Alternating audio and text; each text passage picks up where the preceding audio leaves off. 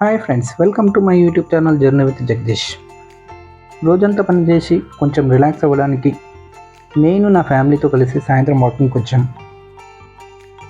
ఈరోజు Bhudevi Nagar railway station platform మీద నడుస్తూ మీతో మా చిన్న అనుభవం షేర్ చేయబోతున్నాం.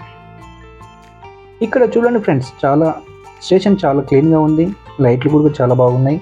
పిల్లలకి ఇలాంటి ప్రదేశంలో నడవడం అంటే చాలా ఇష్టం. రోజంతా ఇంటి పనులతో నా వైఫ్ చాలా అలసిపోతుంది, అందుకే కొంచెం బయటికి తీసుకొచ్చాను. కుటుంబంతో ఇలా కొద్దిసేపు గడపడం మనకి చాలా హ్యాపీ ఫీలింగ్ ఇస్తుంది.